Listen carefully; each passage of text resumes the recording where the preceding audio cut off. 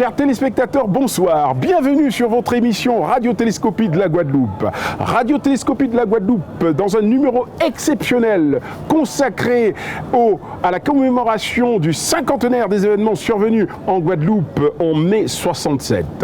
Radiotélescopie revient avec de nouveaux témoignages, des nouvelles analyses d'historiens, des acteurs de l'époque qui nous apportent de nouveaux témoignages qui nous permettent de saisir l'esprit de l'époque. Un témoignage exclusif, par exemple, de la famille Rod. Oui, Madame Gisèle Rod, veuve de Félix Rod, avocat bien connu ici en Guadeloupe, va nous apporter des éléments exclusifs pour ETV, en exclusivité pour ETV, des éléments qui vont permettre de saisir l'esprit de l'époque, de cette Guadeloupe des années 60, une Guadeloupe postcoloniale. Nous allons vous apporter le témoignage de Madame Jacqueline Nestor, la veuve de Jacques Nestor, l'icône de ces événements. Oui, Jacqueline Nestor va nous faire un portrait intimiste de cet homme, un portrait évocateur, un portrait fait avec amour et tendresse.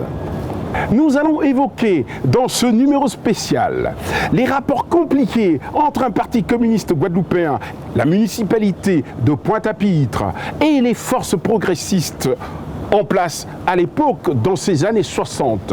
Dans ces années 60 où les rapports entre la Guadeloupe et la métropole sont remis en cause par une partie de ces forces progressistes. Nous verrons comment les événements ont été couverts par les médias de l'époque. Il faut avoir à l'esprit que cette époque, la communication était contrôlée par le gouvernement ou qui exerçait une censure sévère sur les organes de presse. Nous verrons comment ces événements ont été couverts par les journaux de l'époque. Nous reviendrons aussi dans cette émission sur le rôle de la classe politique de l'époque et de la bourgeoisie locale. Nous nous interrogerons aussi sur les responsabilités de ce massacre, car il faut bien l'appeler ainsi, ce massacre de mai 67.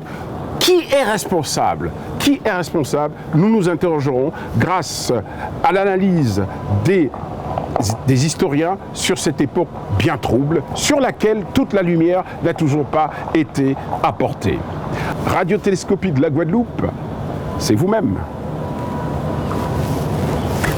Au cours de notre enquête sur ce cinquantenaire des événements de mai 67, nous avons voulu savoir ce que cet événement évoque dans la mémoire du Guadeloupéen.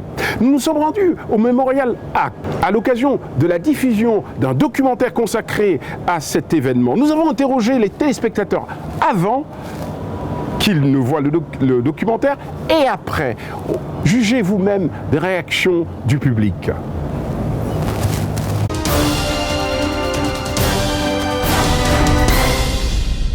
Avez-vous déjà vu ou entendu parler des événements de mai 67 qu'évoque ce documentaire ? Non, jamais entendu parler. Jamais. Non. Et qu'évoquent pour vous les événements de mai 67 ? Mai 67, c'est forcément quelque chose de mal, de mauvais, de très péjoratif pour la Guadeloupe. C'est forcément quelque chose qui s'est passé et qu'on essaye de cacher ou enterrer, je ne sais pas. Sur Internet. Sur Wikipédia, ouais, je me suis renseigné avant de venir. Ouais. D'accord. Alors, je crois qu'il y a eu un bilan officiel de 87 morts, je ne sais plus, officiel, parce que je crois qu'il y a eu une rétention d'informations jusqu'à nos jours sur le nombre de morts officiels. D'accord. En Guadeloupe. Waouh. Des événements tragiques, oui. Oui, voilà.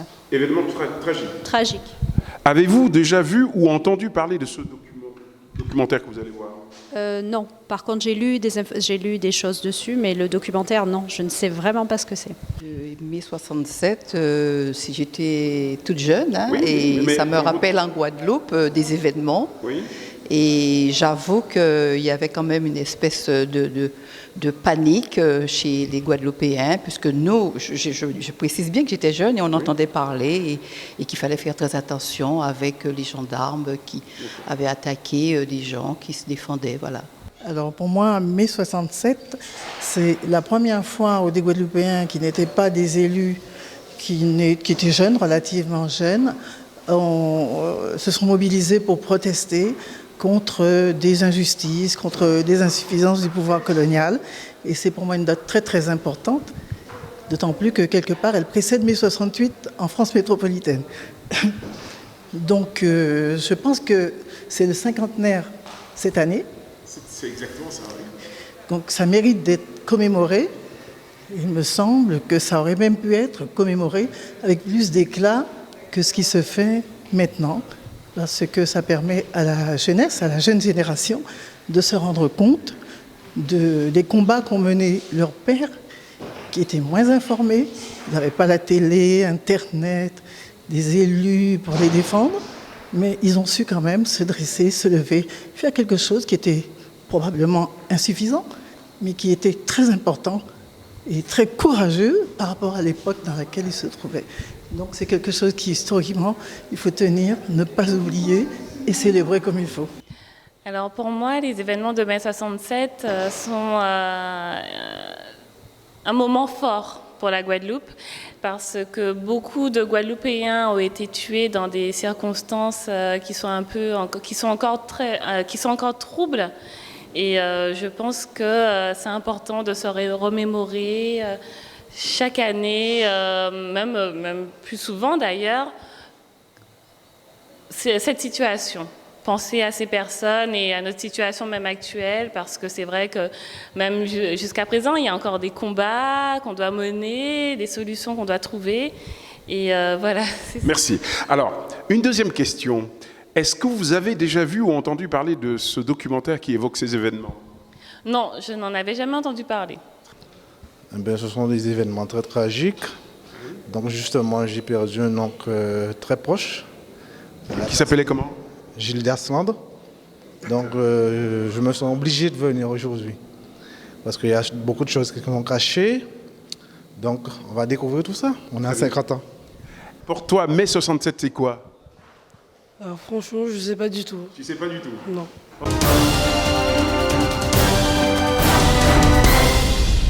Quel sentiment cela suscite en vous? C'est très très dur. C'est très très dur et ça fait encore mal. J'y étais pas. J'étais pas née, mais ça fait mal. Ça fait très très mal. Ouais. Je suis consciente que dans toute manifestation, que beaucoup de gens sont morts pour qu'on puisse avoir ce qu'on a aujourd'hui.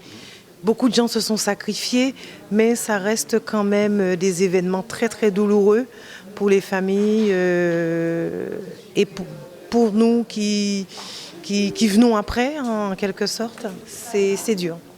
C'est très très dur. J'avais pas du tout idée que ça s'était passé en Guadeloupe, mais c'est dur. Voilà. C'est dur de voir la vérité en face. En fait, le massacre toléré par le gouvernement sur fond raciste, enfin c'est abominable. Très dur. Révélateur, mais très dur. Ouais. Donc mon sentiment, c'est qu'il y a 50 ans de cela, ce que nous montre l'État, en tout cas, c'est que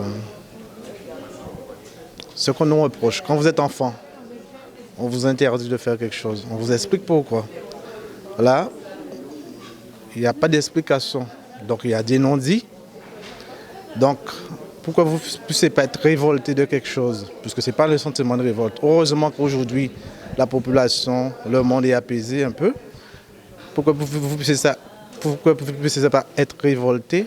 Au moins, il faut vous expliquer qu'il y a le pardon. Et aujourd'hui, on se rend compte, pour avoir le pardon, il faut s'excuser, il faut expliquer qu'on s'est trompé, on a fait des erreurs. Et là maintenant, on se rend compte aujourd'hui, l'État français n'est pas capable d'expliquer les vraies raisons et dire la vérité aux gens. Donc, ça crée une certaine frustration. Et vous avez eu un membre de votre famille qui est décédé dans ça? Tout à fait. Il y a Gildas Land, qui est mon oncle. Et pour rien vous cacher, ma mère a 80 ans. Et ça fait même pas 2 semaines, pour la première fois, elle me parlait de ça. Donc dans le film, on dit que les gens ils avaient peur de dire la vérité. C'est vrai que c'est vrai. Et moi, je me mets à sa place. Si c'était aujourd'hui l'un de mes frères qu'on avait assassiné, je pense que j'aurais été partant pour créer une sorte de révolution avec tout le monde, Parce qu'eux, ils avaient peur, mais aujourd'hui, la différence, c'est que nous, on n'a pas peur. Alors, je me sens très émue et aussi un peu révoltée. Révoltée par ce qui s'est passé, sur l'incompréhension qu'il y a encore de nos jours, le manque de réponse. De la colère quand même, et puis aussi de l'incompréhension, puis aussi un certain mal-être également. Voilà. Pour moi, je trouve que c'est plutôt, je dirais, injuste au niveau de tuer des gens comme ça, juste parce qu'ils ont réclamé quelque chose. Et je pense qu'on aurait pu faire autrement, en tout cas.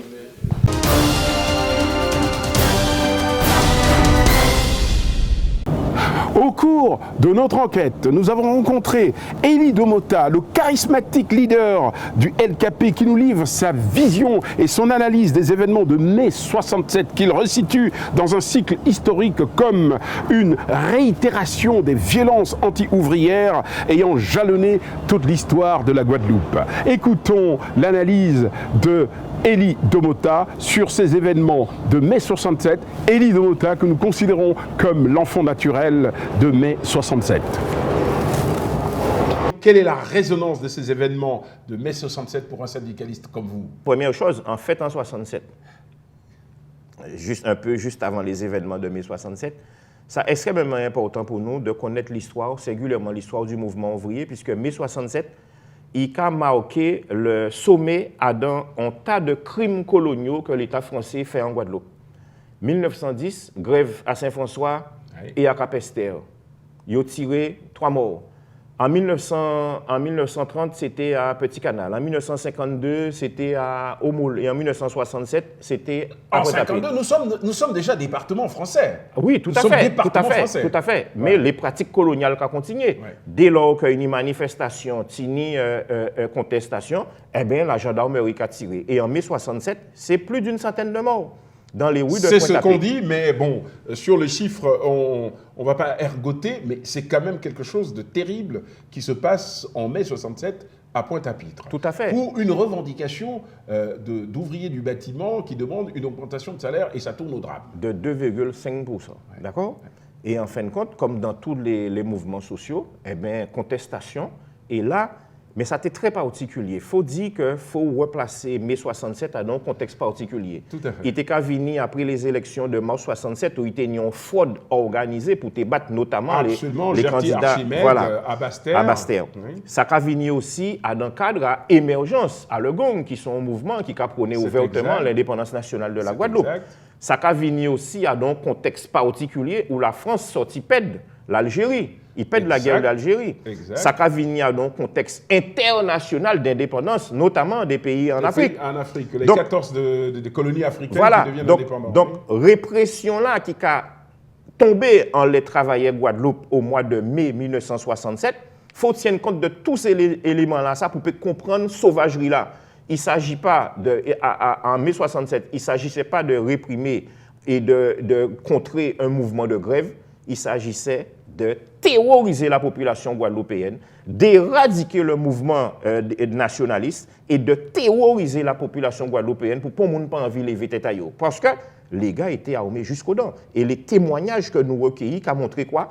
Que ces gars ont tiré Simone, entre guillemets, pour tuer les gens et faire le maximum de victimes. Dans notre émission, effectivement, nous faisons intervenir des témoins qui étaient des acteurs de l'époque, notamment... Madame Tarrer, oui, Madame Tarrer, elle était infirmière. Voilà, qui intervient, qui est actrice de l'époque, et un personnage important qui porte témoignage de ce qui s'est passé. Et nous avons d'autres témoins qui interviennent, effectivement.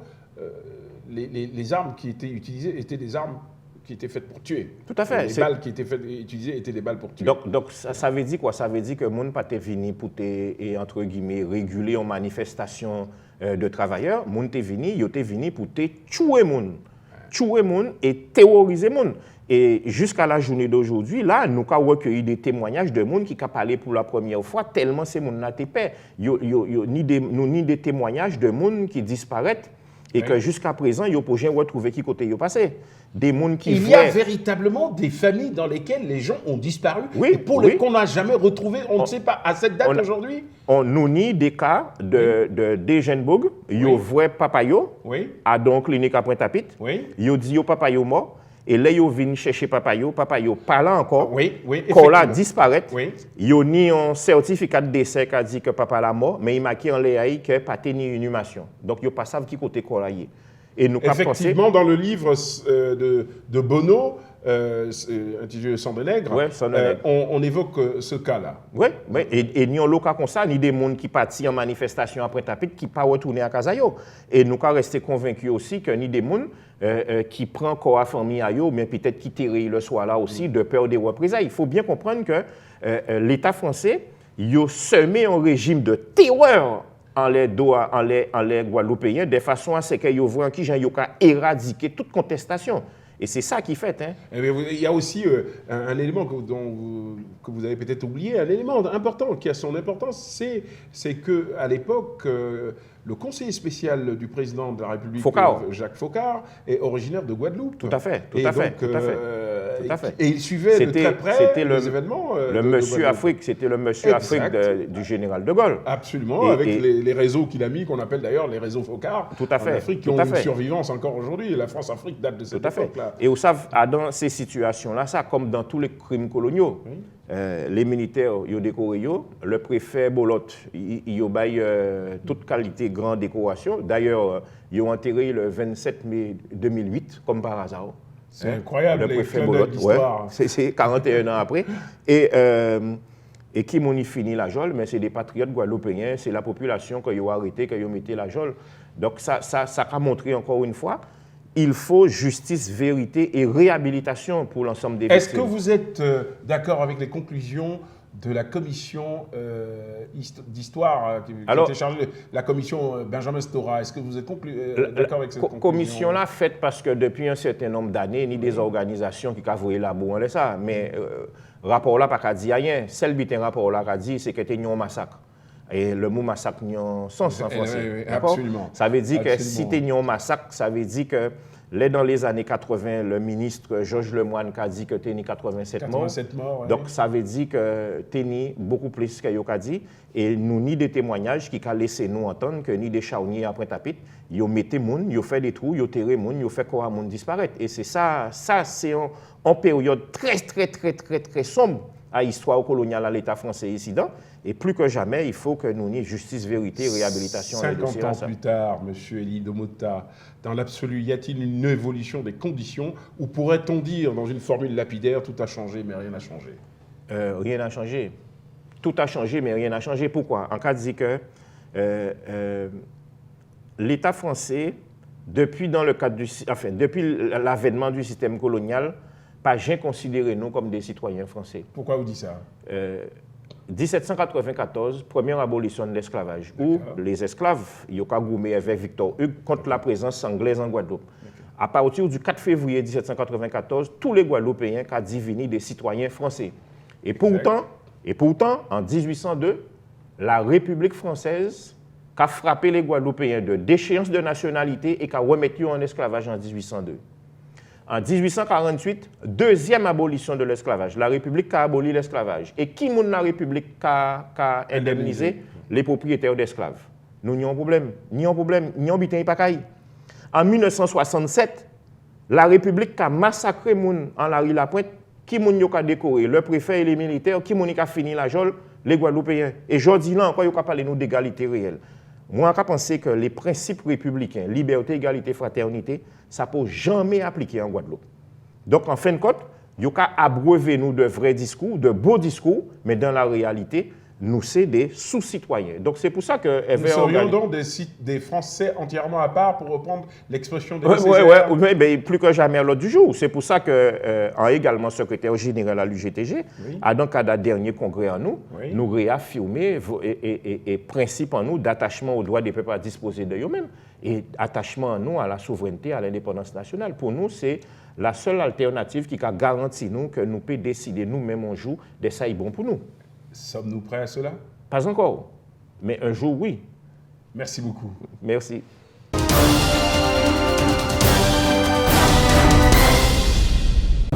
Jacques Nestor, c'est un nom qui est désormais associé aux événements de mai 67. Ces événements qui ont endeuillé et marqué la conscience collective des Guadeloupéens. Ce nom qui revient à chaque fois que l'on évoque ces événements. Mais qui est Jacques Nestor? Qui est ce personnage derrière ce nom? Jacques Nestor, c'est un fils, c'est un frère, c'est un mari, c'est un Guadeloupéen de chair et de sang qui prend corps et vie avec l'évocation qu'en fait sa veuve. Sa veuve que nous avons rencontrée pour vous, qui nous apporte son témoignage sur qui était cet homme-là. Ce témoignage qui est fait avec tendresse et émotion par sa veuve. Écoutons l'évocation, le portrait intimiste qu'elle en fait. Qui était Jacques Nestor pour vous? Comment vous le voyez-vous? Jacques, c'était le garçon qui attirait tout le monde. C'était un garçon simple qui aimait la vie, heureusement peut-être, ou malheureusement peut-être. Il aimait la vie, il aimait les rencontres, il avait beaucoup d'amis et c'était comme un aimant. Il habitait à Loricis, il vivait à Loricis la plupart du temps, c'est où il travaillait, donc il n'était jamais seul. Il était toujours entouré de petits gars, de jeunes. Et des fois, je me dis, mais c'est le seul communiste que j'ai connu en Guadeloupe, c'est lui. Il avait une paire de chaussures dans ses pieds, celui-là n'en avait pas, il les enlevait, il les donnait à la personne. C'est rare de voir ça.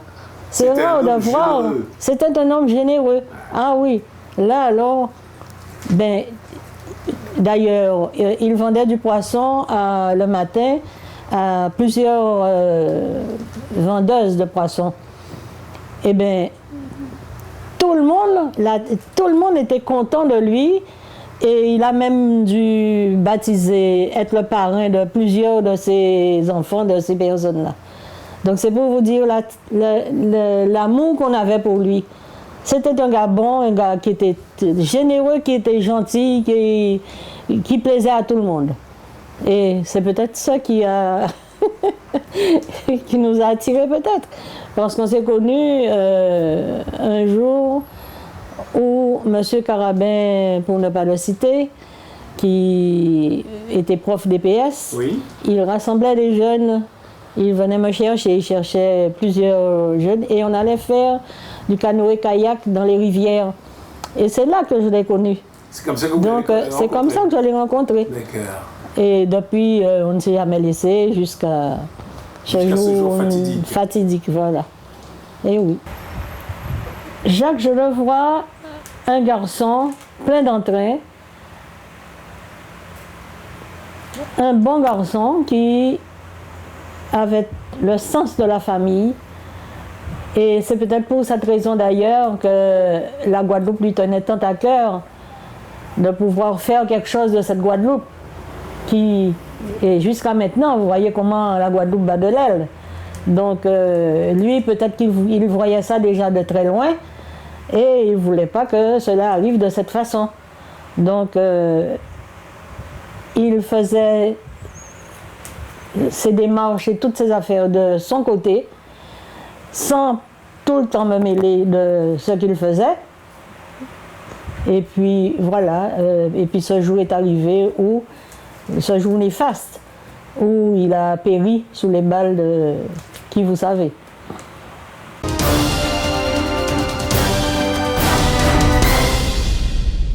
Marié depuis moins de 2 ans, cette histoire d'amour unissant 2 jeunes gens à la fleur de l'âge ne connaîtra pas le happy end des contes et légendes. Non, ils ne vivront pas longtemps heureux. Ils n'auront pas le temps de fonder une famille et d'avoir des enfants.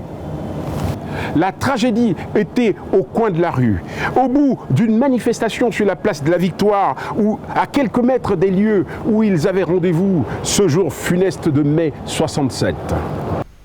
Est-ce que, sans remuer la douleur, est-ce que vous pouvez nous dire aux téléspectateurs qui nous regardent, comment vous avez été au courant, comment vous avez vécu ce jour-là, ce jour fatidique, où il va tomber sous les balles de la police? Oui, ce jour-là, vous savez, le temps n'efface pas, mais le temps estompe quelque peu. Et non, ce n'est pas avec beaucoup de rancœur que j'interviens. Il faut faire connaître l'histoire de son pays à tous ceux qui l'ignorent. Donc, c'est pour cette raison que moi, je suis à même et je suis heureuse de pouvoir parler de ce qui se passe. Donc, vous me demandez comment j'ai su ce jour-là. Donc, comment ça s'est passé? Le 26 mai, je revenais d'un examen. Et nous avions l'habitude de venir chez ma mère, là où on se trouve actuellement, et de déjeuner avec elle. Et ce jour-là, j'arrive, il devait être dans les midis à peu près, après l'examen, et je ne le trouve pas, comme c'était prévu. Il est vrai que le matin, il était parti, il ne m'avait rien dit. Je pensais qu'il s'était trouvé à Louis-Sisque, là où il avait son bateau, parce qu'il était armateur. Il faisait la pêche, il avait des matelots, et il passait tout son temps à Louis-Sisque. Mais ce jour-là, je n'ai pas trouvé chez ma mère où nous avions l'habitude de déjeuner. Donc, je suis donc partie à la ville. Et c'est quand j'arrive sur la place de la Victoire que je l'ai suffisamment répété, que je rencontre un va-et-vient de personnes très énervées, très excitées, j'apprends qu'il y a un problème à la chambre de commerce et que, bon, ça va mal. Il y aurait eu des paroles qui étaient mal appropriées et qui ont permis aux jeunes, surtout, je ne sais pas si vous le savez, mais le Guadeloupéen est très fier de lui. J'en sais quelque chose. Et il n'accepte pas n'importe quoi. Tout à fait. Donc, des paroles blessantes qui ont provoqué tous ceux qui se trouvaient là, et c'est la bagarre qui s'en est suivie. Donc, voilà, je suis restée à regarder ce va-et-vient, cet énervement, ce mouvement. Et puis, un petit jeune homme est venu à un certain moment. Je ne peux pas vous dire exactement quelle heure il était, parce que ça faisait déjà un bon moment que j'étais là, à l'angle de la rue, de la place de la Victoire et de la rue Gambetta. Donc, le petit jeune homme est venu, et puis il a parlé à des gens qui étaient derrière moi, et qui ont dit, il a dit, il a sorti que un petit garçon, il a crié Kiki, là. Et Jacques, on l'appelait Kiki. D'accord. C'est comme ça que j'ai su que, donc, ça a fait tilt. J'ai tout de suite compris qu'il s'agissait de lui. Donc, je me suis retournée, puis je lui ai demandé où on l'avait emmené. De ce pas, je suis retournée sur mes pas, et je suis allée à l'hôpital où on l'avait emmené.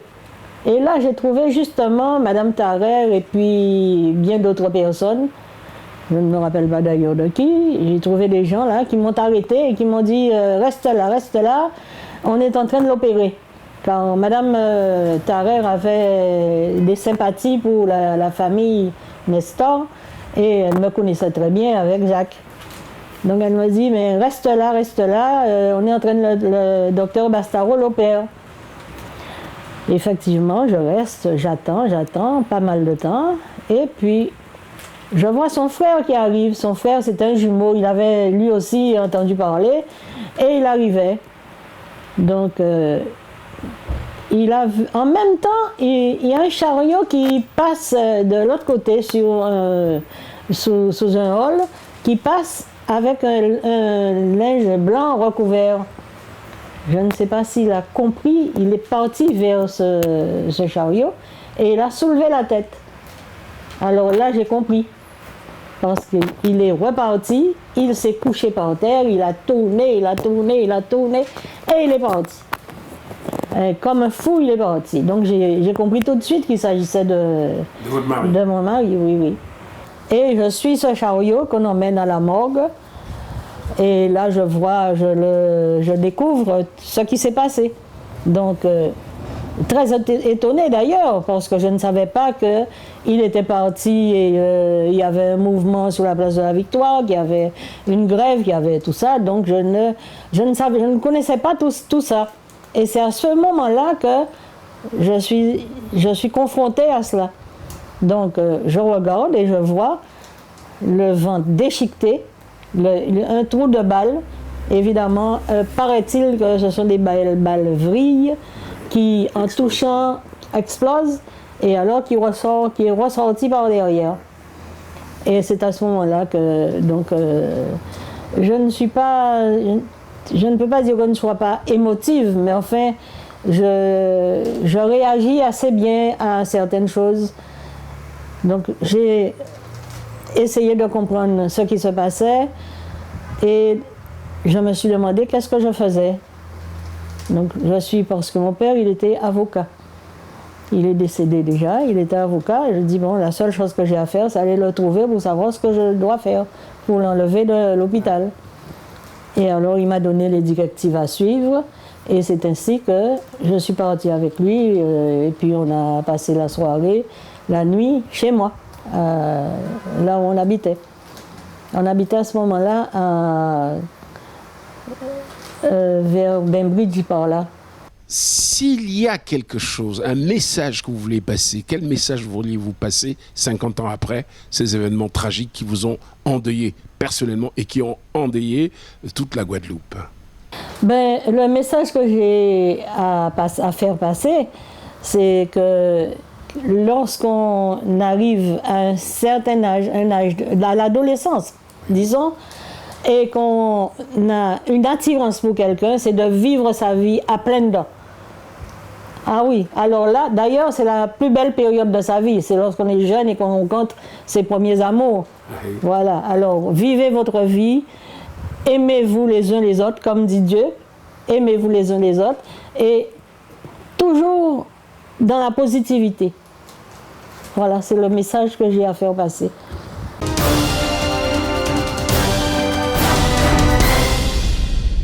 Les événements de mai 67 ont fait voir au monde entier que ce boulet de la départementalisation assimilatrice était un boulet sanglant.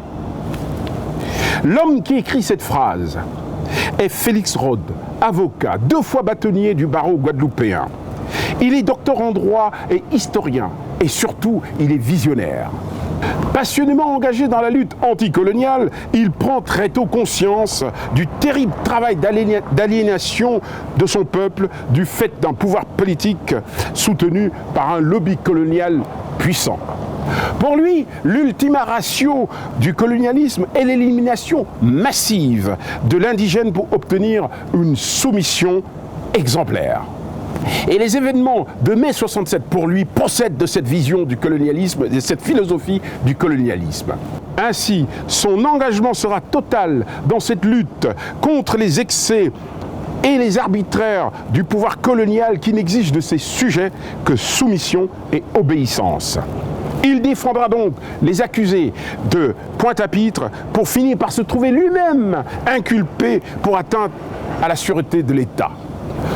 Gisèle Rode, sa veuve et son épouse, n'avaient jamais témoigné de ce qu'elle a vécu lors des événements de mai 67.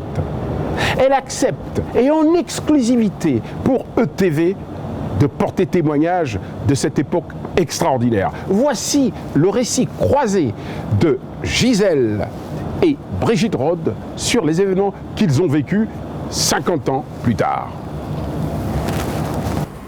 Le 26 mai, vous êtes à Pointe-à-Pitre. Oui, je suis à Pointe-à-Pitre parce que... Vous travaillez à l'époque au centre de sécurité sociale à Pointe-à-Pitre. Et c'est ce jour-là que vous entendez tirer. Ah là là là. Le concierge m'a dit, on va descendre bassin ou là toujours. Ah non, il faut partir, il faut partir, il faut partir. Et le monsieur qui me contrôlait, qui contrôlait ce que je faisais. D'ailleurs, on l'a enterré il n'y a pas longtemps, il me semble, j'ai entendu son nom, M. Boucard. C'est lui qui m'a appris à faire comment on réalise des indemnités journalières, comment on calcule et tout. Il me dit, ah non, il faut partir, il faut partir. Je suis partie de Quai-Lefebvre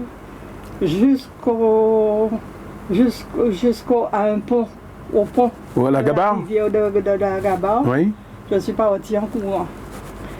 J'ai fait la rue Nassau. j'ai vu un monsieur jeune qui était rentré, qui était rempli de sang, de la tête aux pieds. Il avait eu un coup à la tête. C'était un petit blanc. Hein. Je lui ai dit, rentre là, rentre dans. Il m'a dit, mais je ne sais pas chez moi. Je lui ai dit, rentre parce que ça tire, rentre là. Il est rentré dans le couloir et puis moi je suis partie. J'ai rencontré des petits jeunes gens. Il m'a dit, c'est moi, où allez-vous? Madame, où là, j'ai dit, non, quand Bastien. Il m'a dit, bon, mais pas une voiture, mais il faut sauter et pour là, il faut sauter. Je suis partie. J'ai rencontré un homme. Oui. Il est aussi mort aussi. Et il m'a dit, où vas-tu? Je dis, mais non, je vais à Bastien. Il m'a dit, ah non, on tire de tous les côtés, je vais t'emmener. Il m'a emmené jusqu'à Gourbet. J'ai dit, je vais faire le marché à pied. Je suis montée.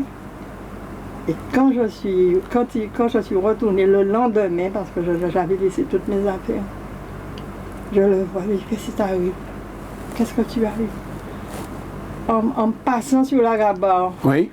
On croyait, des petits jeunes pensaient que c'était un blanc, parce qu'il était jamais très clair. Oui. On a posé une volée de couteau roche. Il avait un bandouille là. Ah, mon Dieu, c'était terrible. Moi, j'ai vu des morts quand je suis revenue le lendemain. J'ai vu des morts quand je suis revenue et que je repartais sur Bastère. J'ai vu 2 hommes à terre, hein, près d'une boulangerie. Près d'une boulangerie ou dans Pointe-à-Pitre?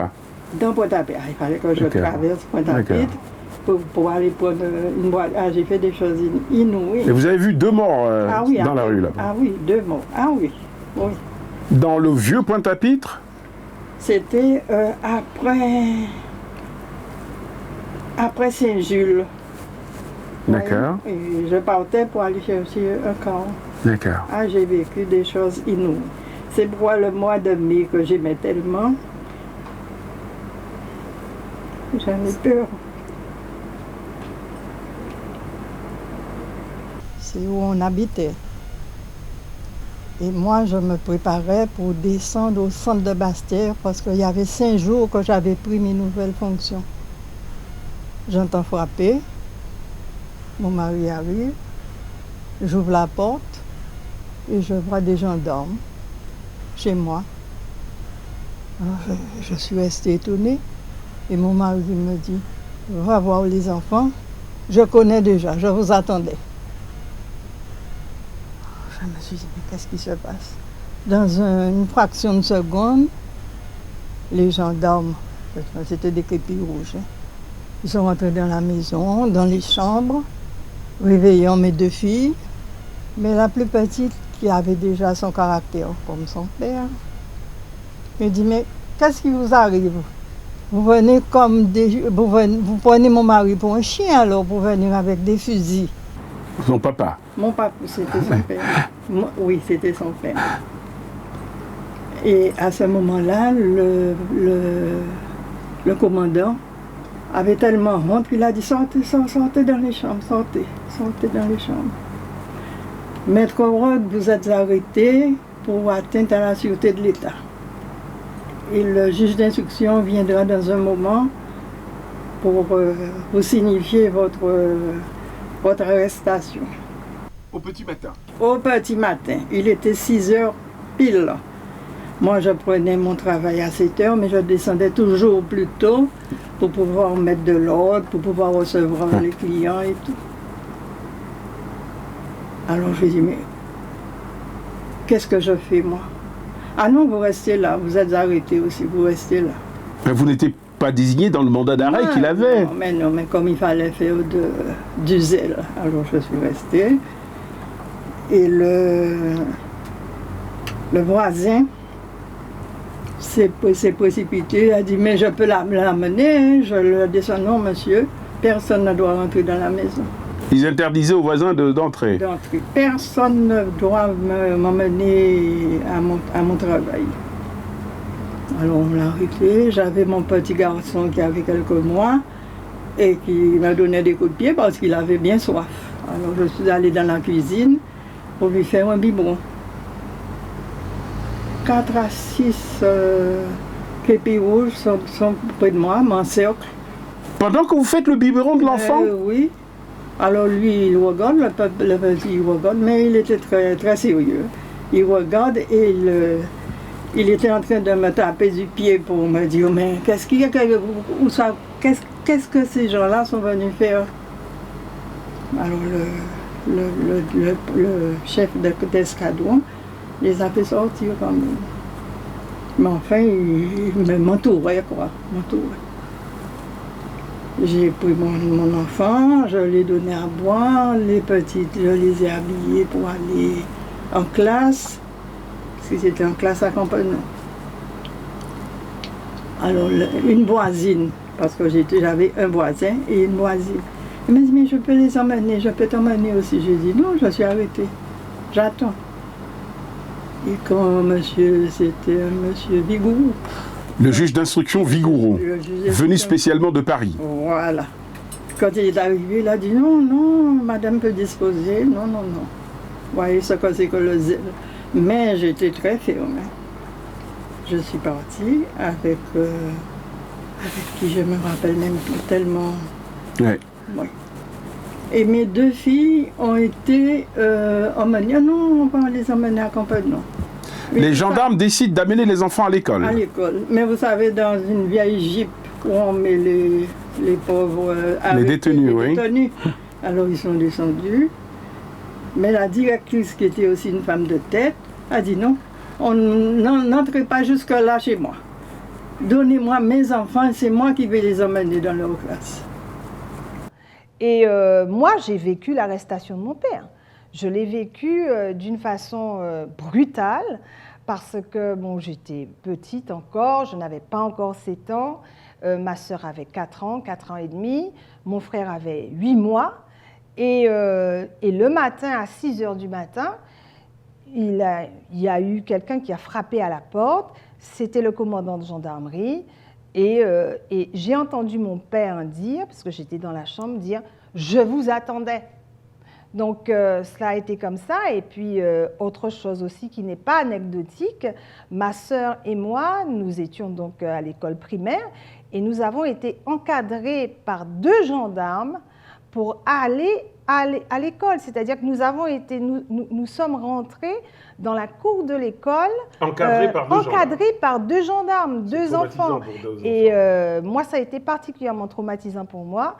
Ma sœur, qui était très, pas rebelle, mais elle ne se laissait pas faire quand elle était plus petite, elle a dit, mais qu'est-ce que c'est que ça, tout ça de gendarmes pour un seul papa?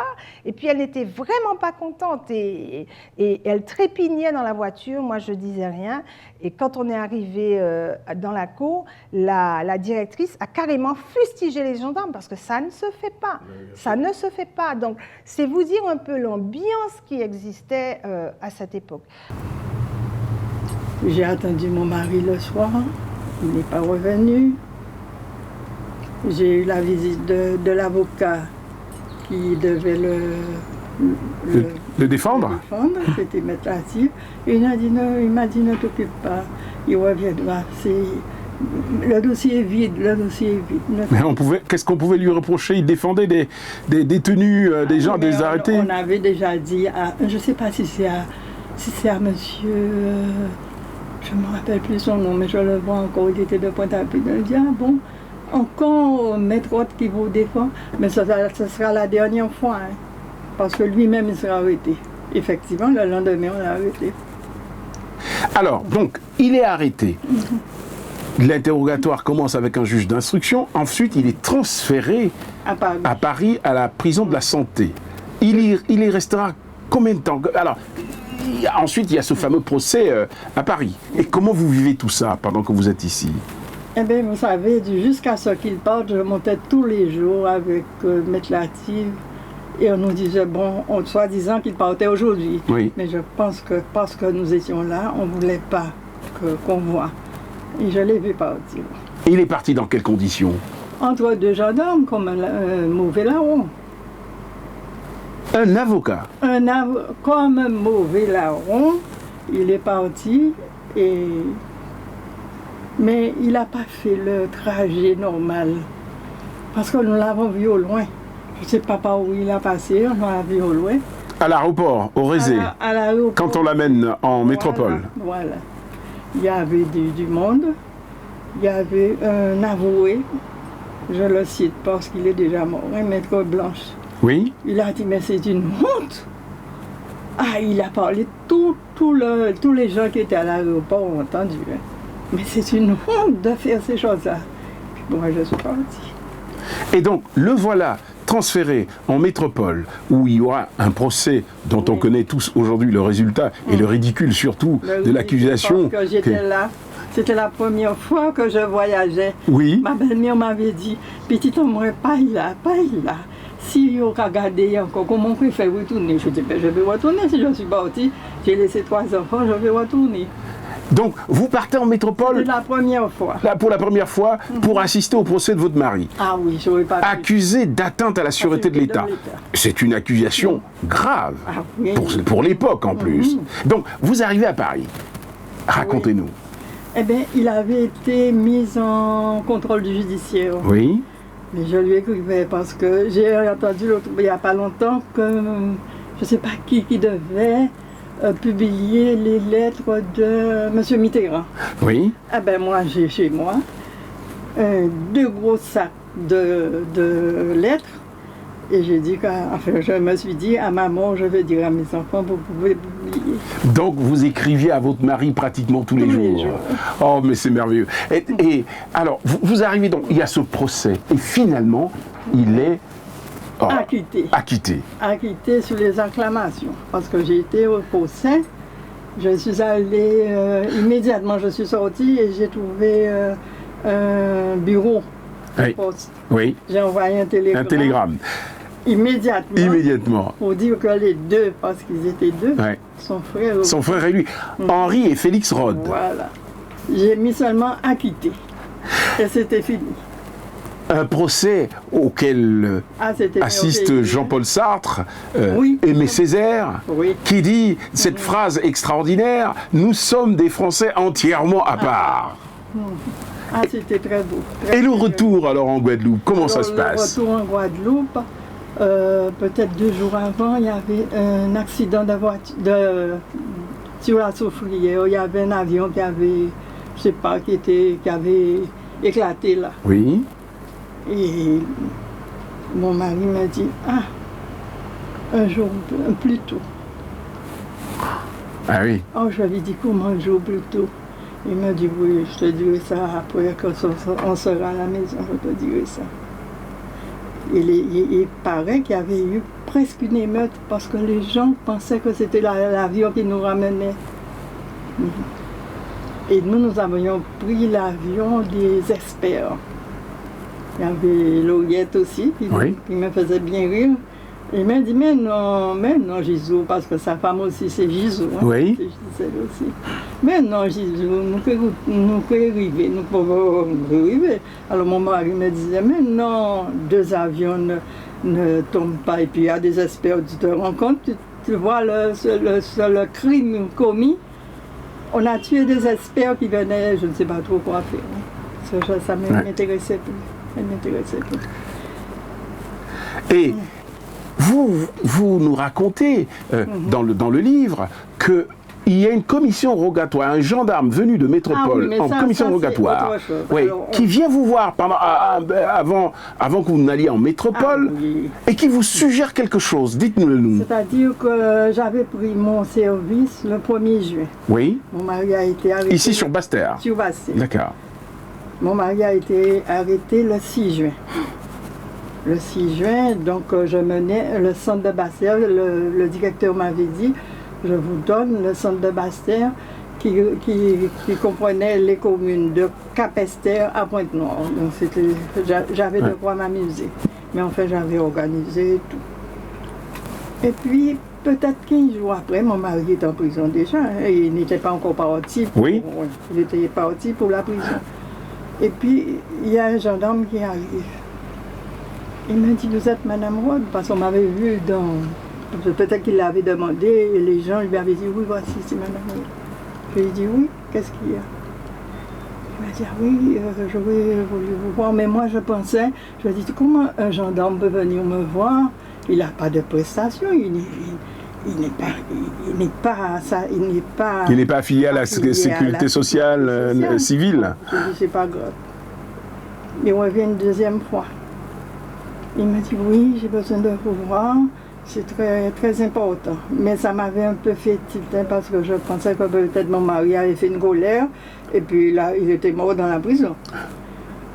J'ai dit, oui, mais ne restons pas là. J'ai un bureau, montez.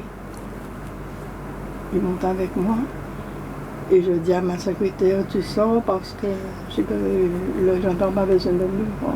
Mais je suis sur les dents, je dis, mon Dieu, mes enfants n'ont plus de papa alors. Il m'a dit, oui madame, j'ai besoin de vous voir, c'est personnel et tout. Et je sais que vous avez des enfants, mais enfin, c'était pour vous dire que si vous voulez divorcer. Je lui ai dit quoi? C'est à ce moment-là que ah non, j'ai fait ma femme. Et il vous suggère carrément de divorcer? Carrément. Je lui ai dit comment? Qu'est-ce que c'est? Il m'a dit oui, si vous voulez divorcer, on peut vous divorcer en 15 jours. Ah non, j'ai pensé à Césaire. Césaire avait dit, aux colonies, le gendarme est roi. Vous pouvez me divorcer moi, mais je ne vous ai rien demandé. Alors là, il était tout petit, hein, parce que j'ai pensé à mon mari et j'ai fait comme lui. Je l'ai presque bombardé. Pour qu'il puisse partir. Qu'est-ce que vous venez me dire? Divorcer, mais je ne vous ai rien demandé. Mais il était penaud. Après, je me suis dit, parce que chaque soir, j'avais pris l'habitude de faire Crispil. Je disais, qu'est-ce que j'ai fait dans la journée? Parfois, je disais, j'ai rien fait. Les jours où je travaillais le plus, je disais que je n'avais rien fait. Alors je me suis dit, non, c'est un pauvre type. On l'avait envoyé comme un mouton, me demandait de divorce. Ah non, en fait, ce sont des pressions qu'on vous faisait, en fait. Voilà.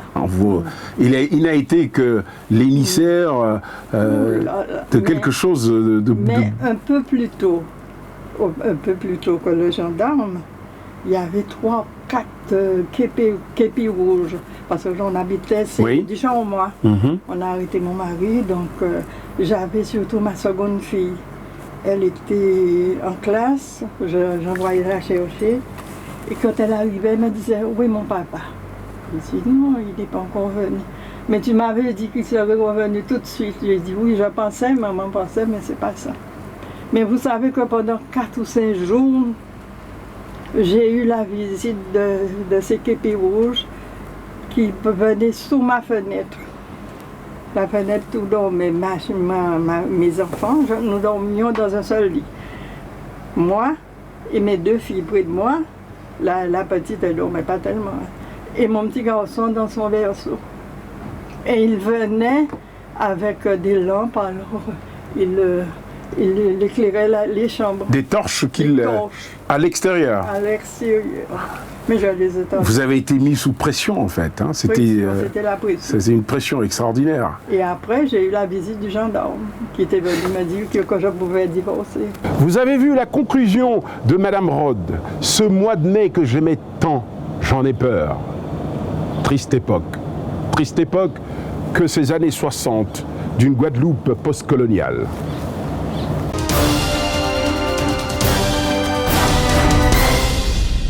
Lorsqu'on évoque ces événements de mai 67, un débat récurrent revient en permanence à interroger les consciences et les mémoires. Combien y a-t-il eu de morts pendant ces événements? Je vais mettre en exergue ce première strophe d'un poème de Guy Tyrolien consacré à mai 67 et précisément intitulé Mai 67. Ils étaient 15, dit-on, peut-être 20. Ou bien 50, on ne l'a jamais su. Ô vous que l'on tua 2 fois, qui donc vous a connu? Oui, je mets exprès ce paragraphe de ce poème, parce que la lumière n'a jamais été faite sur le nombre exact des morts survenus au cours de ces événements. La lumière n'a pas été apportée ni par la commission Benjamin Stora, ni par les historiens qui ont tenté en vain de reconstituer les faits et d'établir avec exactitude le nombre des morts. Nous avons interrogé Gama sur cette histoire. Il va nous donner son point de vue. Il va nous faire part des difficultés qu'il a eues pour établir de manière précise, en consultant les archives qu'on lui a permis de consulter sur ces événements. Nous donnerons l'opinion de Madame Georges Tarrer, témoin à l'époque des événements et en sa qualité de surveillante générale à l'hôpital général de Pointe-à-Pitre. Écoutons ce qu'ils nous en disent. Pourquoi il y a eu un manteau jeté sur cette histoire pendant presque 50 ans, sans qu'on sache exactement le nombre de morts? Pourquoi? Alors, ce n'était pas à l'honneur de la France d'avoir fait ça. Et d'un autre côté, il y a eu une sorte de lâcheté, il faut le dire. De la part de qui? Du peuple. Parce qu'on ne voulait pas, on dit trop, c'est même pas lâcheté, c'est un traumatisme. Je vous ai parlé de l'affaire de la salle où il y avait des gens qui sont partis. Oui. Les gens étaient tellement traumatisés qu'ils n'osaient parler. C'est pourquoi on ne sait pas encore aujourd'hui de la bouche des victimes qui est mort. Seulement, sauf que notre île est trop petite. J'ai 3 garçons. Si 2 sont morts, si pendant 1 mois on se tait, le 3e mois on va dire, mais où sont les autres garçons de Mme Tarrer? Même si je ne peux pas le dire, Mme Tarrer a 3 garçons, on voit qu'il n'y a qu'un seul. Où sont les autres? Et nous aimons parler dans ce pays. Admettons qu'au moment où ça s'est passé, on avait peur d'être mêlé à une affaire politique, on aurait pu être interrogé, on aurait pu être emprisonné.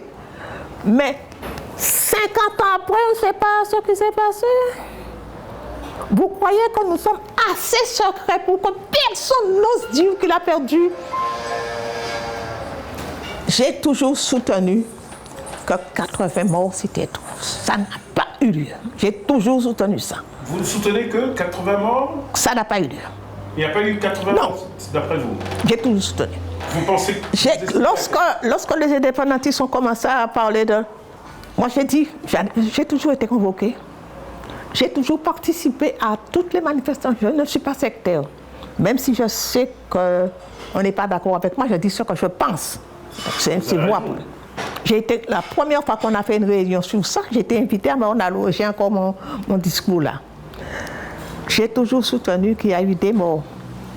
Peut-être pas les 8 qu'on dit, un peu plus. Mais 80 morts en Guadeloupe, personne ne dit qu'on a perdu. Où sont les gens? On les a jetés à la mer, mais la mer a reflué des corps quand même. Dans la terre, c'est une mer morte. Et puis, comme vous dites, dans les familles, on aurait dit, mais où est telle personne? Où est telle personne? Il n'y a pas eu, depuis quand nous sommes aussi secrets, il n'y a pas eu quelqu'un pour dire, mais j'ai constaté que mon voisin n'est plus là. Nous parlons beaucoup dans ce pays. À votre avis, vous pensez qu'on peut estimer le nombre de morts à combien sur cet événement? Moi, je ne mets même pas 12 morts. Mais enfin, ils ont dit qu'il y avait 8, je crois, 8 ou 10. Dans la presse, ils mettent 6 morts, d'après le France Antille de l'époque. On peut arrondir, mais nous n'avons pas pris 20 morts. Nous n'avons pas plus de 20 morts pour vous? Non. Ce serait excessif même. J'ai demandé aux gens, mais passez sur les... La Guadeloupe est toute petite. Passez dans les 32 communes, vérifiez sur les trucs de décès, combien de morts, en mettant une marge de 3 mois, mars, avril, mai, juin, s'il y a eu des blessés. Le nombre de jeunes ouvriers, il ne faut pas oublier que c'était une guerre, une manifestation d'ouvriers du bâtiment. Qui eux-mêmes étaient des anciens ouvriers agricoles. Alors, il ne faut pas oublier. Donc, alors, pourquoi M. Lemoine a dit 80 morts? Pourquoi il a dit ça d'après vous? C'est en 1985, c'est-à-dire pratiquement 20 ans plus tard, quand il arrive. En disant 80 morts, cela signifie qu'il y avait une population de 3 000 à 4 000 personnes qui manifestaient. C'était d'abord pour minorer l'action criminelle des forces de l'ordre. Il y a eu seulement Il y a eu 80 morts parce qu'il y avait beaucoup de gens qui y étaient. Il n'y avait pas 80 manifestants devant. Il n'y avait pas 80 manifestants devant? Quand je suis passé devant. Ça, vous apportez une information très importante là. Il n'y avait pas 80 manifestants devant la chambre de commerce? Il y avait un petit groupe dont l'instant qui n'était pas membre du syndicat. Du syndicat. Mais j'ouvre mon carton et je vois à une page, je vois écrit 17, deuxième partie, troubles sociaux en Guadeloupe, mars 1967 et mai 1967. Je dis, tiens, bon, je vais avoir mes chiffres. Mais enfin, je suis quand même inquiet, puisque ma page porte le numéro 17. Donc, j'ai lu et j'ai photocopié ce document que j'ai en ma possession. Et que dit ce document? Et ce document relate, sur la base des renseignements généraux, le chef de cabinet aurait rédigé une note pour son ministre, relatant un petit peu la situation globale de tous les événements. Donc, événements de mars avec des détails, voilà ce qui s'est passé, monsieur Intel a fait ceci, la foule a fait cela, enfin bref, c'est le détail. Et rien des 87 morts. Mais seulement, dans une note de synthèse d'un chef de cabinet, ce qui termine le rapport est aussi important que ce qui démarre le rapport. Et pourquoi je n'ai pas les 16 premières pages? Jusqu'à maintenant, je ne les ai pas. Vous êtes tombé uniquement sur la page 17, il n'y avait pas de page 16? Le document démarre à la page 17. Okay. Et parvient jusqu'à la page 34 ou 35, je ne m'en souviens plus. Donc voilà. Voilà ma réponse. Donc, il y a quelque part quelque chose qui est en train de se produire au niveau de la documentation, c'est du délestage, du nettoyage, du dégonflage, appelez ça comme vous voulez. Très bien. Mais cela signifie que vous ne pouvez pas parvenir aux éléments qui pourraient vous indiquer un semblant de piste pour atteindre la vérité.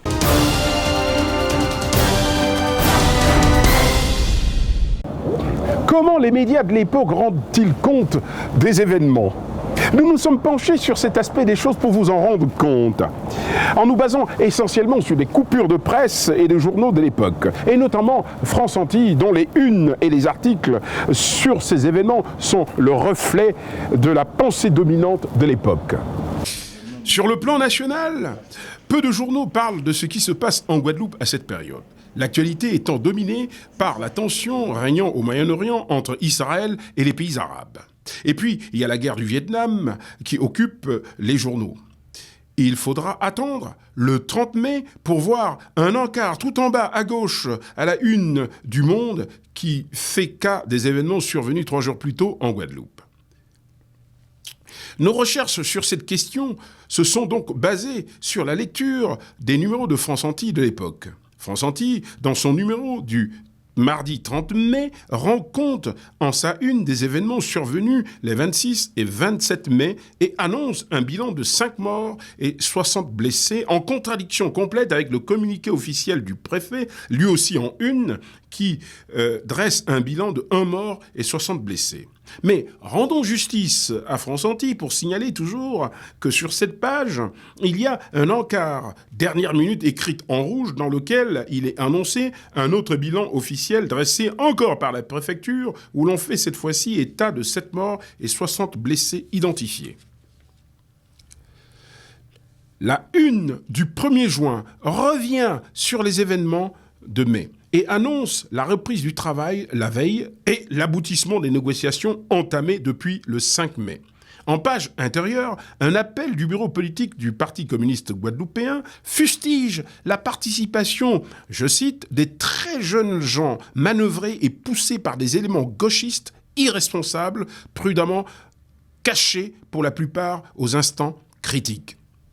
René Paul Julan, vice-président du Conseil général, se fend d'un communiqué dans lequel il estime que rien ne peut être solutionné dans le désordre et l'anarchie et recommande aux Guadeloupéens la retenue de peur de voir se briser l'élan de solidarité dont a fait preuve la métropole à l'égard de la Guadeloupe à la suite des cyclones Inès. Plus étonnant encore est cette lettre ouverte écrite par Valentin Maïeko, directeur propriétaire d'une école à Pointe-à-Pitre qui s'adresse aux Européens. Lettre dans laquelle il qualifie les manifestants de bandes de têtes de linotte au cerveau farci par des théories extrémistes mal comprises, déformées et généralisées, semblant vouloir ériger en système des méthodes de terrorisme surannées et combien préjudiciables à tous. Et il faut regarder, dit-il, ces mouvements de foule de haut. Une autre phrase savoureuse autant qu'improbable de cette adresse aux Européens de Valentin Mayeko dit ceci. L'Européen a d'ordinaire cette politesse exquise dans les manières et le charme qu'on éprouve à vivre avec lui est durable. Ce texte fait écho à un tract imprimé et distribué à Pointe-à-Pitre dans lequel le docteur Gisèle Armelin écrit que le peuple noir a reçu en partage les dons précieux de la gaieté essentielle et de l'amour des choses belles et vivantes. Et citant la réussite individuelle de Félix Eboué, Monerville, elle avertit cependant qu'il est impossible que tous puissent prétendre à la même ascension, car, dit-elle, il y aura toujours ceux qui commandent et ceux qui obéissent. La messe est dite, et il n'est pas nécessaire d'être sorti de Polytechnique pour savoir qui doit commander et qui doit obéir. Raymond Gama, d'ailleurs, brocade cette élite embourgeoisée dans son livre de mai 67, cette élite dont le discours, dit-il, recèle une violence sublimée, particulièrement sournoise et très certainement révélatrice de l'état de dépersonnalisation absolue réussi par le colonialisme. Le parti gaulliste local n'est pas en reste d'ailleurs dans la stigmatisation de la poignée d'agitateurs, ce sont leurs termes, dont les intentions et les buts sont connus et fait porter la responsabilité des événements aux agitateurs patentés, restés trop longtemps impunis, à l'incivisme, à ceux qui prêchent la haine de classe, la haine de race. Et le parti gaulliste en profite pour régler ses comptes avec le parti communiste guadeloupéen dont il rappelle les mots d'ordre relayés dans le journal L'Étincelle qui est au parti communiste guadeloupéen ce que l'humanité est au parti communiste français. Les sanctions commencent à tomber. Dans sa livraison du 6 juin, France Antilles annonce les premiers verdicts pour les émeutiers de Pointe-à-Pitre et annonce des arrestations sur Basse-Terre des personnes dont l'activité politique est en lien avec les récents événements. Une litote pour parler des personnes soupçonnées d'appartenir au GON que le pouvoir en place veut absolument voir derrière les événements. Tous ceux qui sèment la haine, mis hors d'état de nuire, déclare le préfet Bolotte, déclaration figurant à la une de France Antilles du 8 juin. Et la Cour de sûreté de l'État saisie déterminera les responsabilités. Le 13 juin, la une de France Antilles, le GON décapité, 19 arrestations à Paris et en Guadeloupe pour atteinte à l'intégrité du territoire par la Cour de sûreté de l'État. Sont donc placés sous mandat de dépôt à la santé à Paris le docteur Sainton, les frères Henri et Félix Rode, Barfleur, Glaude, Balaguette, Montrose, Danclay, Longo, Lauriette, Gérard Olivier et Bade. Les autres inculpés seront emprisonné à Fresnes. 15 juin 67, au cours de la visite de Raymond Jacquet, secrétaire général du ministère de l'Outre-mer, il est confirmé qu'il faut promouvoir la Guadeloupe à son véritable rang de département français. Il aura fallu pour cela que des Guadeloupéens meurent. Il faudra encore attendre 35 ans pour que le SMIC local soit égal à celui de la France hexagonale.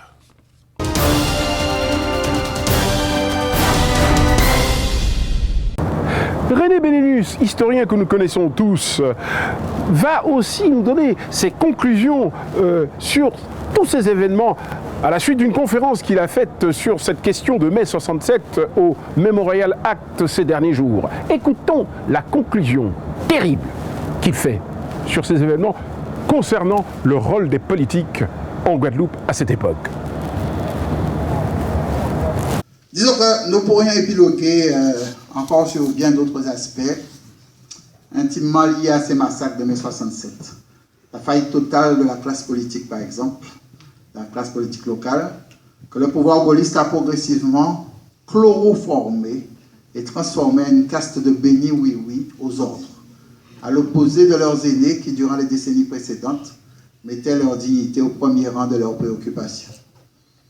Elle se fait implicitement complice d'un système qui érige l'assistanat en mode de gouvernement et en fait le relais obligé de ses desiderata.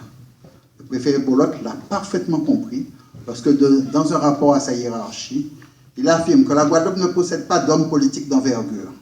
Et il préconise un plan d'évolution dynamique de la Guadeloupe consistant à en regrouper dans une sorte de conseil privé autour du préfet pour leur dicter la conduite à tenir. Allez vous étonner après cela du nombre conséquent de courriers remontant vers l'Élysée pour rassurer le pouvoir en condamnant tous ces aventuristes qui tardent à intégrer la formule favorite de tous les ministres de passage. Vous êtes des Français à part entière. Je vous remercie.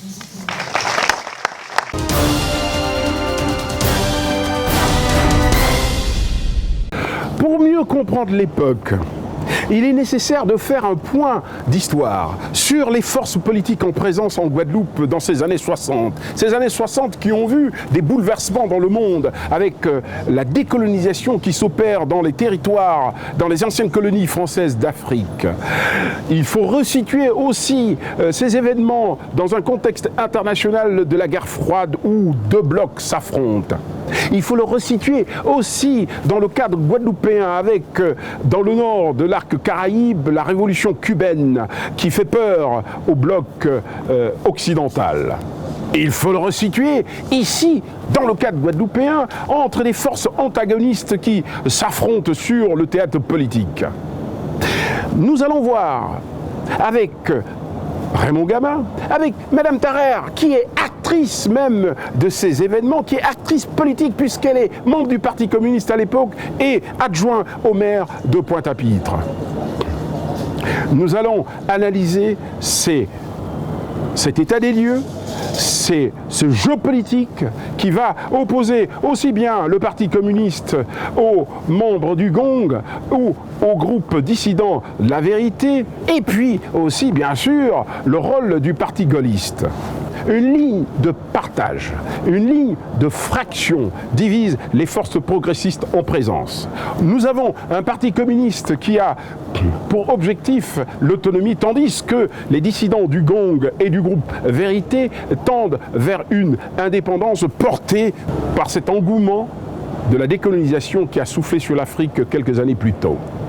Écoutons les analyses combinées de l'historien Raymond Gama et de Madame Georges Tarère.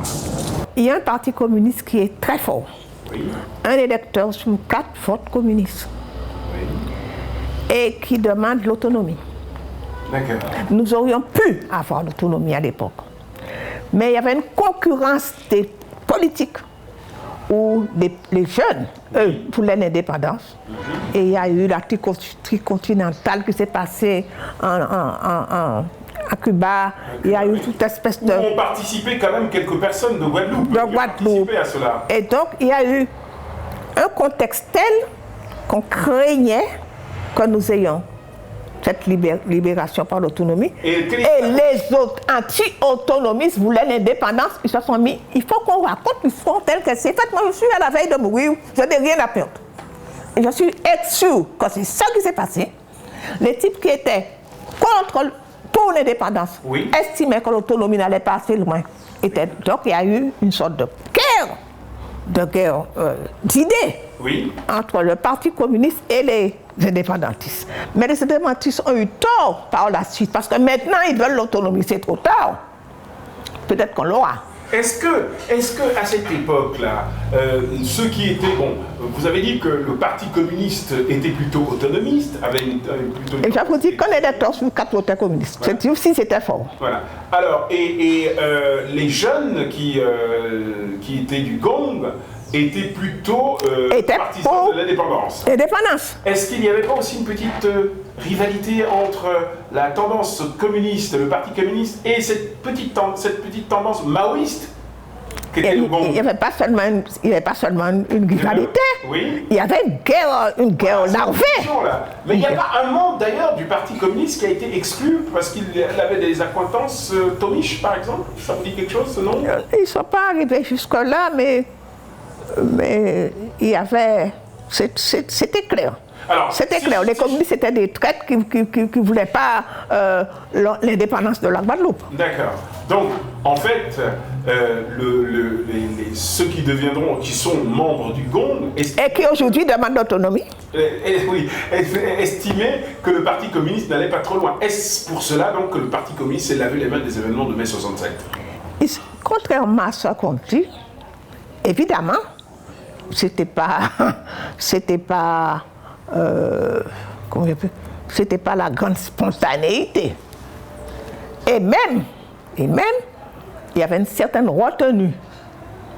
Ce qui explique mon problème de l'Union des femmes, parce que moi, je me suis investie.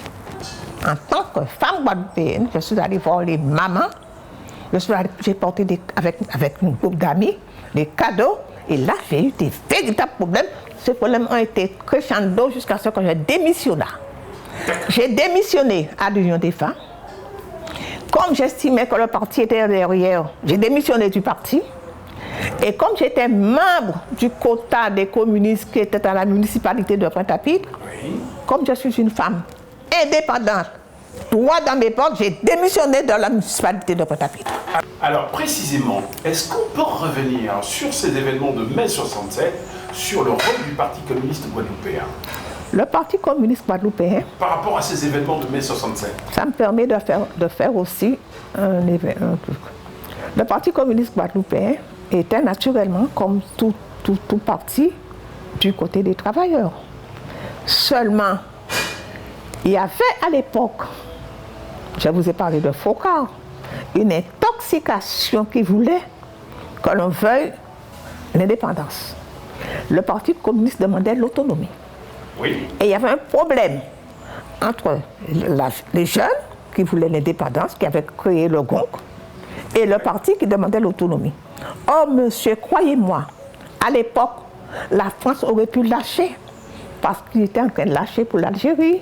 Il y avait déjà eu quelques gros revers. Les 14 colonies africaines. Et notre malheur, c'est d'avoir un homme comme Focard qui avait l'oreille du gouvernement.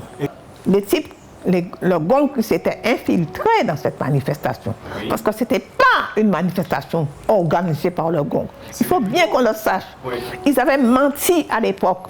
Ils avaient dit que c'était le GONG qui était à l'origine. Non, c'était des travailleurs du bâtiment. C'est exact. Donc, c'est ça l'histoire. Ouais.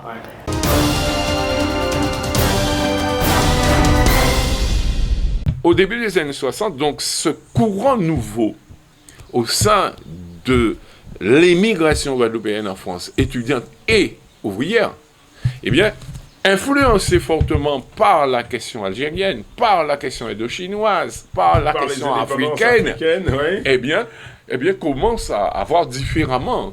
En fait, c'est ce qui crée la situation emmenant disons, au deuxième trimestre de 1963 avec la création du GONG à Paris.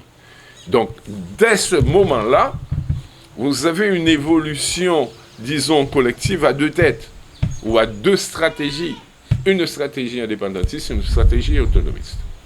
Le Parti communiste fait une stratégie autonomiste, alors s'appuyant sur la solidarité internationale, des travailleurs, du prolétariat, etc. Et de bonnes relations avec... Une politique communale aussi de prise de pouvoir. Mais évidemment, cela s'appuie localement sur une tactique d'implantation électorale. Ça, c'est le corollaire de cette vision, disons, pacifiée afin de relations. Comment on en arrive à cette différence, à cette dissension entre le Parti communiste et le GONG? On en arrive non pas à une dissension, on assiste à une évolution séparée au niveau des générations. L'ancienne génération, disons, de la période de Rosan Girard Bangou, oui, s'appuie sur le mouvement communiste international.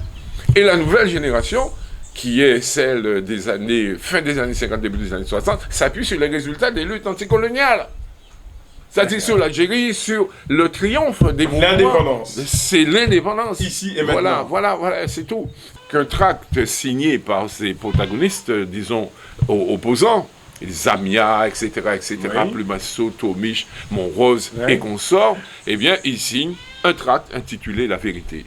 Et le fameux groupe de La Vérité. C'est de là que naît la naissance du groupe La Vérité. C'est un tract signé par ces sécessionnistes qui expliquent la vérité sur la relation justement conflictuelle qui existe à ce moment au sein du BC. On peut dire que le processus donc de dissension à partir de 65, ouais, eh bien, se conclut en décembre 66 par la scission et la naissance du groupe La Vérité. Donc on se retrouve maintenant sur une palette, au début de l'année 66, une palette politique qui distingue l'UNR-UDT, qui est la droite gaulliste, la Fédération Socialiste SFIO.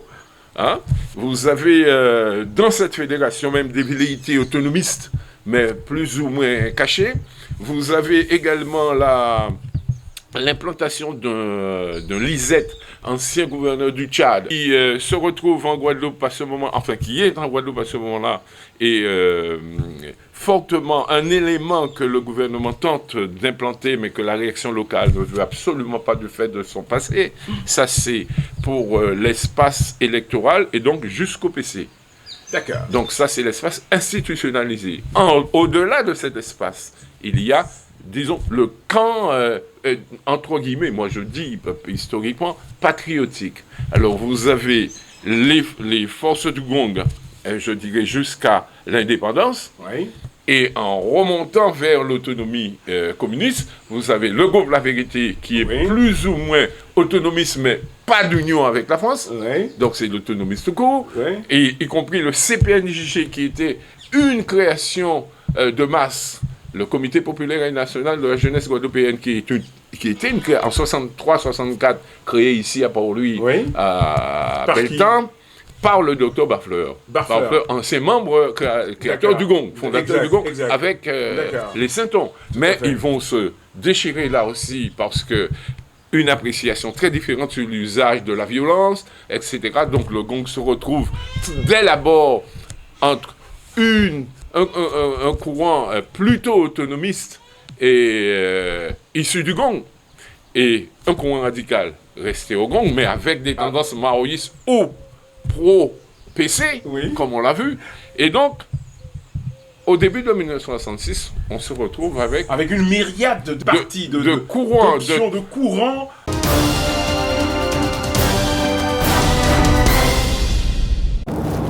Ces divergences sur l'avenir du département auront des conséquences sur la lecture des événements de mai 67 et le comportement du Parti communiste guadeloupéen et de la municipalité de Pointe-à-Pitre sur ces événements.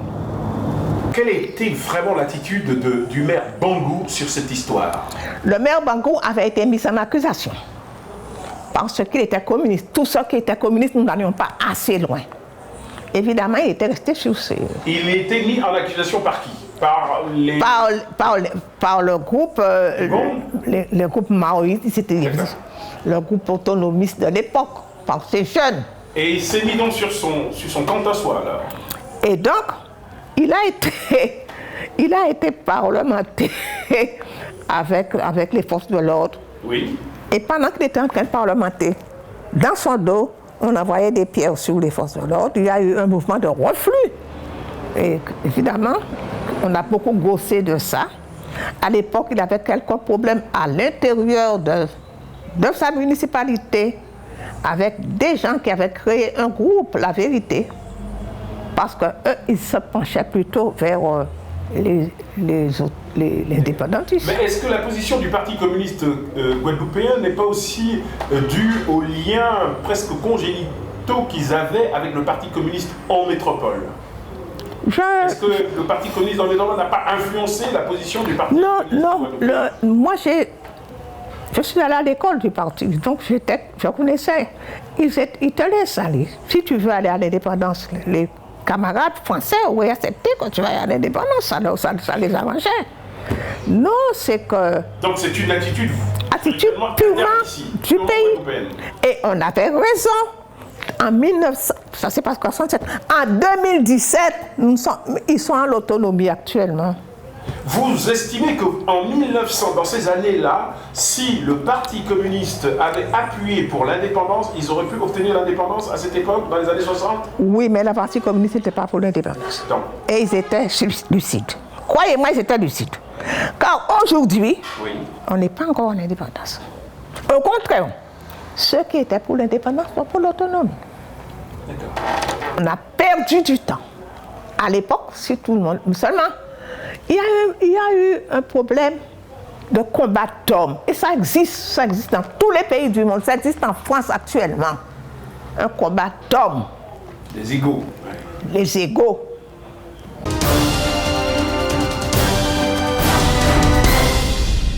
C'est-à-dire, comment se fait-il que dans un pays où les relations, justement, sont à ce point exacerbées, eh bien, on puisse déboucher sur de telles réalités. C'est ça qu'il faut analyser. Il ne faut pas se dire est-ce qu'il y a des bons blancs ou des bons mulattes. C'est pas ça la question. C'est pas un problème de noir et de blanc, c'est un problème de système. C'est un problème de système. Enfin, moi qui suis dans la rue à ce moment-là, c'est ma question. C'est ma question. J'ai 21 ans, c'est ma question. Pourquoi vous me tirez dessus alors que j'ai en main une bouteille? J'ai pas de fusil. C'est ça la question. Vous comprenez? Non, on est d'accord là. Non, mais c'est ça qu'aurait dû. Non, mais c'est ça qu'aurait dû analyser les partis politiques à ce moment-là. C'est ce que vous reprochez au Parti communiste. Vous n'avez pas fait cette analyse-là. Premièrement, oui, de n'avoir pas compris cette réalité-là. Et de ne pas avoir traduit cette réalité en analyse. Parce qu'au fond, on est obligé, moi, historien, qui ai étudié des années après cette histoire, je me rends compte que je suis obligé de partir de l'analyse pour retrouver les faits. Non, ce sont les faits qui doivent me donner l'analyse. Vous comprenez? D'accord. Et que fait, et pourquoi je le dis, c'est parce que le Parti communiste, dès le mois d'avril, stigmatise dans un article assassin. Nous sommes en avril. Oui. Il n'y a pas encore les faits. Oui. Les gonguistes. Que disent-ils les gonguistes? Mais à la suite du 23 mars. Oui. De la nuit du 23 mars, il y a une bombe qui éclate. Exact. À Pointe-à-Pitre. À Pointe-à-Pitre. Oui. Quasiment le 1er avril. Bangou signe un article. Dans l'Intercelle. Oui. Mais qui dénonce. Mais vous savez, dans le livre également cette allusion, enfin, disons ces références, et qui explique quoi? Qui explique que finalement, des aventuriers est considéré à ce moment-là, désignant le gong comme étant des fauteurs de troubles, ayant comme seul objectif l'assassinat des dirigeants communistes. Voilà d'où part l'analyse. Voilà le postulat, c'est-à-dire l'élément de départ. C'est-à-dire qu'en fait, contre la direction politique du parti part de l'idée qu'il y a des aventuriers, c'est-à-dire l'aventurisme idéologique et politique, représenté par les éléments du gong, et qui n'ont qu'un objectif, faire assassiner. Et là, le 26 mai, du coup, que devient le 26 mai? C'est-à-dire les premiers tués sur la place de la Victoire pour le PC, c'est la concrétisation d'une analyse un mois auparavant. De la mairie communiste vient s'adresser aux manifestants. Oui. Et je vais reprendre les passages de votre livre, monsieur, c'est assez cocasse. Monsieur Gama, vous dites que Henri Bangou, tout ce beau monde amené par Henri Bangou, suivi de Daniel Géniès, de Herman Songeon, des Égyptes Ibéné, de Pierre Tarrère et bien d'autres communistes, donc, s'arrête angle rue Frébeau et Carnot, près de la pharmacie Nata. Et Bangou, juché sur les épaules de Daniel Géniès, s'explique. Sa ville serait victime d'un complot fomenté par des agitateurs professionnels, des diviseurs qu'il feint de reconnaître dans la foule des manifestants qui l'écoutent. Et il conclut, dites-vous, je vous cite, les coupables seront punis. C'est ce qu'il dit. C'est ce qu'il dit. Et des huées montent de la foule. Forcément. Et alors, c'est brusquement des manifestants et les CRS qui ripostaient contre des manifestants auraient dirigé leur attaque contre le groupe du maire de Pointe-à-Pitre. Oui, parce que des projectiles sont partis du côté du maire, mais enfin arrivant chez les CRS qui ont foncé sur, disons, la direction des projectiles. D'accord. Donc, du coup... Et vous dites d'une phrase, mon Dieu, mais d'une... Allez, je vais prendre un euphémisme sévère contre Bangou. Vous dites, Henri Bangou sprint, suivi de Daniel Géniès, laissant à l'arrière Herman Songeon, plus lourd, qui s'entremêle les membres dans la ferraille d'un vélo posé à proximité. Vous êtes d'une férocité pas possible, là, monsieur Gama. Vous dites, le maire de Pointe-à-Pitre est un lâche, il a pris la fuite, disent les manifestants. Alors attendez, mais le clou dans votre texte, vous dites, les plus jeunes qui connaissent très bien l'actualité sportive le comparent au Guadeloupéen Roger Bambouk qui prépare les Jeux Olympiques de course de vitesse. les fameux jours de Mexique. 68. Oui. Mais c'est d'une sévérité terrible. Non, monsieur vous êtes Gabard. vraiment... Non, il faut pas... C'est du récit. Oui, c'est du récit, Oui. mais quand même du récit qui sont portés par des mots choisis, qui sont Non, là pour frapper l'imagination du lecteur. C'est un sentiment, terrible. c'est un sentiment de jeune. Oui. C'est un sentiment. On voit bien que ça a été écrit avec de la fougue, avec de la détermination. C'est plutôt jeune. À 70 ans, je n'aurais pas peut-être écrit de la même manière.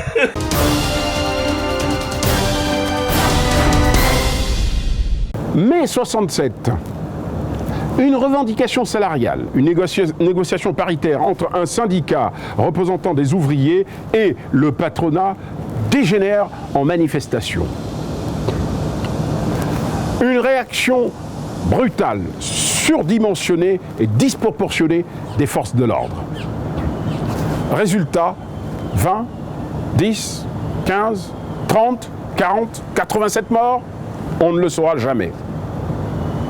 Mais qui est responsable de ce massacre? Cette interrogation depuis 50 ans ne trouve pas de réponse précise. Qui est responsable? Le préfet Bolotte? Le sous-préfet Maillard? Les forces réactionnaires en place? Les syndicats? Le gang qu'on met en accusation avec un procès dont on connaît le résultat? Les forces politiques en place qui n'ont pas su anticiper cette situation? Nous essayons, à l'aide des analyses d'historiens et des acteurs de l'époque, de vous apporter quelques éléments de réponse qui vous permettront de vous faire vous-même votre propre opinion de qui est responsable de ce massacre de mai 67. Parce que c'est possible qu'il y ait eu coup de feu. Puisque l'ensemble des éléments maintenant nous indique qu'il y a eu manipulation dans toute cette histoire, c'est-à-dire provocation. Donc, je n'exclus pas en tant qu'historien qu'à ce point du récit, on puisse se dire il y a eu une manipulation provoquant la riposte des forces de l'ordre. Alors, de qui? Et ça, c'est la deuxième question. Qui avait intérêt à cela? Qui a intérêt à construire ainsi un début de massacre et à justifier quelque part sur le plan, disons, sur le plan militaire, la légitime défense?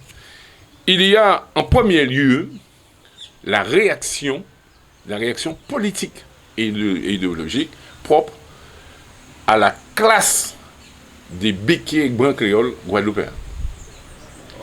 Oui, c'est-à-dire notamment toute une classe de gens sur la Basse-Terre, regroupés autour soit des bananiers, ou encore, ça va jusqu'à un certain nombre de mulâtres, pas seulement blancs, mais complètement réactionnaires, et extrêmement remontés contre l'administration préfectorale depuis le 20 mars. Depuis les événements de Srensky il y a un télégramme du préfet qui indique qu'on lui fait des menaces avant le mois de mai. Il reçoit des menaces. Il ne dit pas de qui, mais les télégrammes sont assez clairs. On peut déterminer de quelle direction... Les téléspectateurs pourront voir ces télégrammes? Pourquoi pas?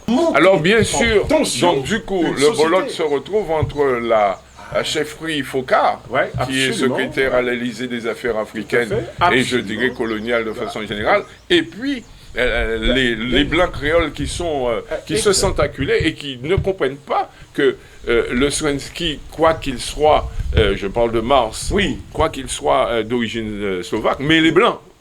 Et donc en Guadeloupe, qu'on vienne de l'enfer ou du paradis, mais quand on est blanc, ça se respecte. Et ça, ils n'ont pas compris. Pourquoi les négros n'ont pas été punis pour avoir, disons, outrepassé les limites qui conviennent, disons, à chacun. Alors très rapidement, le préfet doit se mettre au diapason. Enfin, il est surclassé, bien sûr, dès le vendredi soir, par l'armée, par le général Kilikini qui prend les rênes. C'est-à-dire qui commande en chef, à ce moment-là, les unités qui ratissent et c'est comme ça dans la soirée. Que Jacques Nestor donc, trouve la mort par une balle le 26 mai.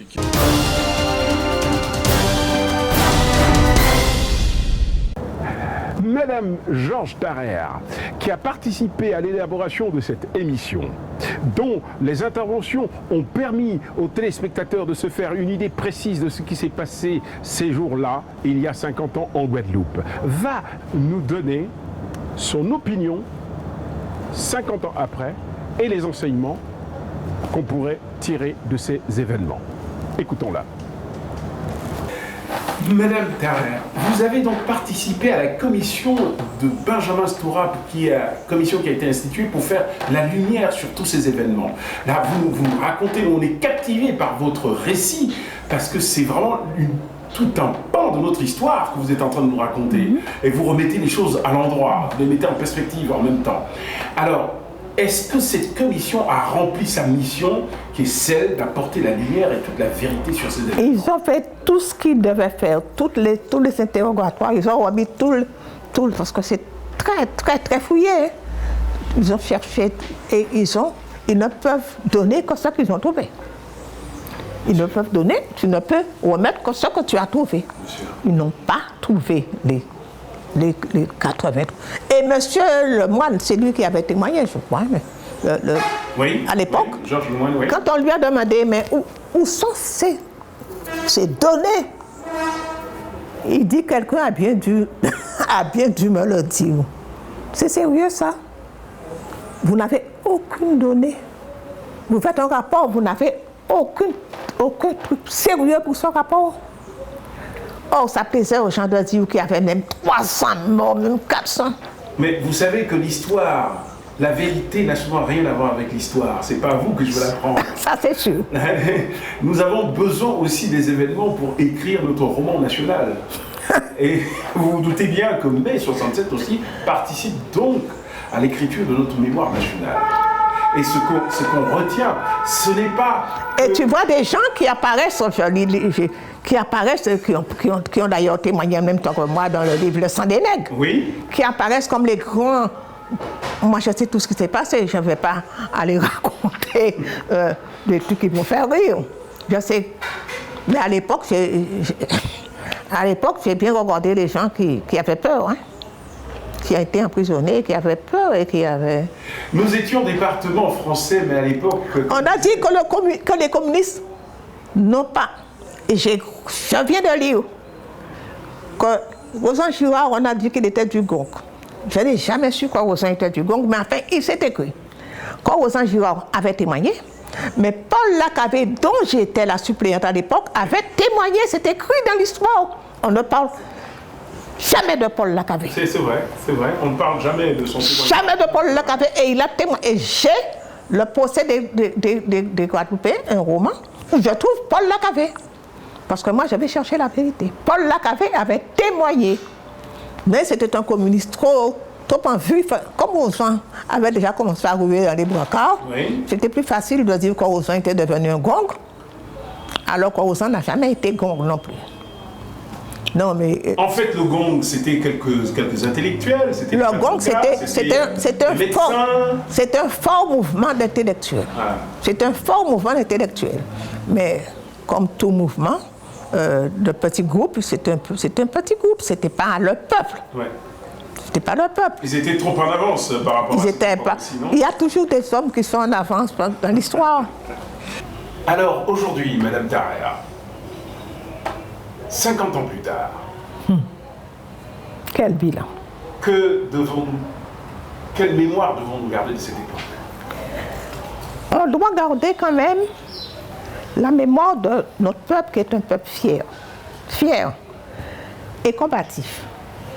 Parce qu'il y a un fait qu'on ne met pas assez en exergue, c'est l'attitude des étudiants guadeloupéens.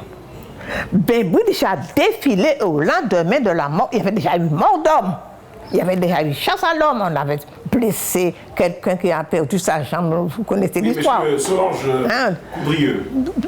Coudrieux qui est aussi un grand... Bref, une victime. Mais les enfants, nos enfants, sans que personne, sans que les parents interviennent, sont descendus des centaines d'enfants dans un pays qui est un pied de guerre, avec des gens à tous les coins de rue, des cars avec les képis rouges, leurs armes en bandoulière, ils ont défilé parce qu'on avait tué leurs frères, on avait tué le peuple. Ils sont défilés, ils sont descendus jusqu'à devant la préfecture. Ça, c'est unique.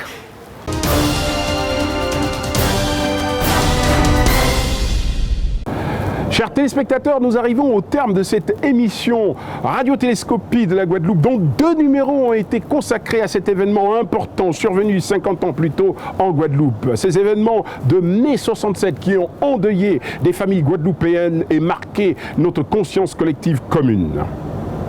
Nous terminerons cette émission en vous lisant ce poème de Guy Tyrolien intitulé Mai 67.